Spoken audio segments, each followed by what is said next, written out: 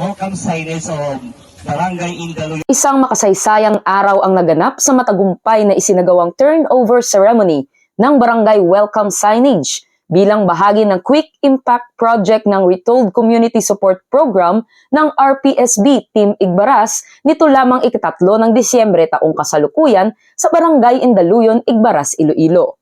Naisa katuparan ang nasabing aktibidad sa pamumuno ni Police Captain Danilo L. Noca, team leader ng RPSB Team Igbaras, sa pakikipagtulungan ni na Barangay Captain Honorable Carlito Eclar, SK Chairman na si Honorable Andrew Dominic Eliseo at ng kanilang mga barangay at SK members.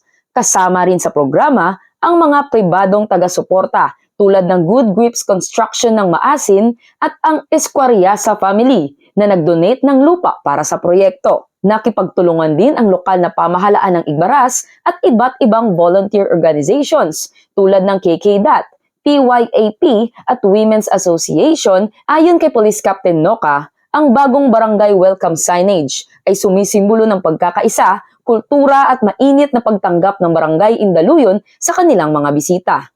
Lubos na ikinatuwa ng mga residente ang proyekto dahil ito ang kauna-unahang pagkakataon na nagkaroon ng boundary signage ang kanilang barangay. Ang mga materyales para sa signage na ginawa ay donasyon ng Good Grips Construction. Samantalang ang dekorasyon sa turnover ceremony ay inihanda ng Women's Association. Sa pagtatapos ng programa, binigyang diin ng RPSB Team Igbaras ang kanilang patuloy na dedikasyon sa pagsisilbi sa komunidad. Ang tagumpay ng proyektong ito ay bunga ng pagtutulungan ng komunidad, pamahalaan at kapulisan. Ito rin ay nagpapakita na ang PNP ay katuwang ng bawat Pilipino sa pagbuo ng mas maayos at mas ligtas ng pamayanan. Mula rito sa Police Regional Office 6, ako ang inyong PNN Correspondent Patrolwoman Justin May Halyores.